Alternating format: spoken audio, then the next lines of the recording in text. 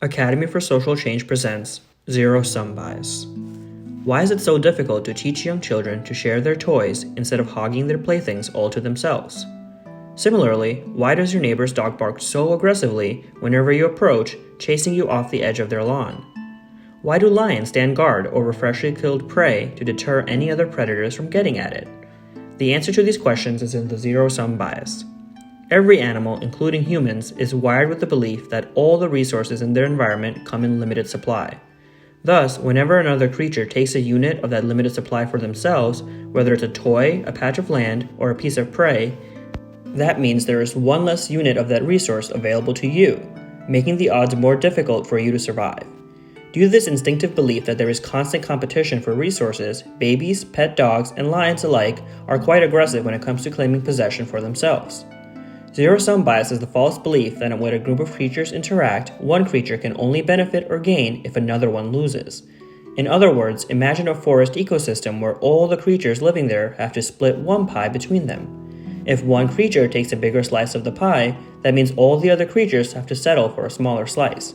Thus, one creature gaining from the situation or having more pie can only come at the cost of all the other creatures suffering a loss or getting less pie. There is no specific experiment associated with the zero-sum bias.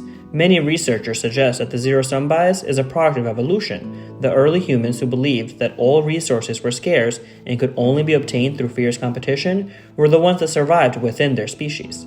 Since the zero-sum bias was so helpful to the survival of early humans, natural selection has ensured that it remains an instinctive way of thinking in modern humans.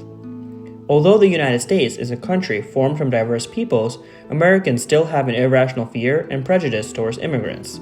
Even before the 1882 Chinese Exclusion Act, which explicitly prohibited the immigration of Chinese laborers to the U.S., many working-class Americans already believed that jobs were a scarce resource in society and opposed opening their country's borders to immigrants and refugees out of fear that these newcomers would snatch all the limited supply. Unfortunately, this belief, which stems from the zero-sum bias, is still prevalent among some Americans today. In actuality, the zero-sum bias oversimplifies the consequences of immigration, exaggerates the scarcity of jobs, and causes people to view immigrants as their rivals when there are enough resources in most developed countries for everyone to coexist peacefully. The zero-sum bias not only hinders our thinking in socio-political matters, but also in economic matters.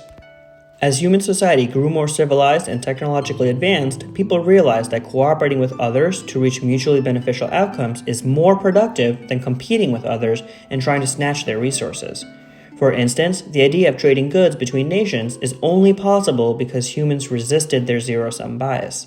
In the modern day, each country has skills that are best suited to making certain products and focuses all its efforts on making those products.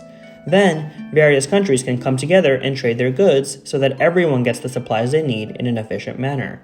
In situations of trade, both parties are typically satisfied because they each get a product that they wouldn't be able to easily make on their own. No one suffers a loss. Thus, although the zero-sum bias undoubtedly helped primitive humans survive, cooperation and mutual gain are much more useful for succeeding in the modern world. Now it's your time to think further. Can you think of some examples where you've noticed yourself relying on the zero-sum bias?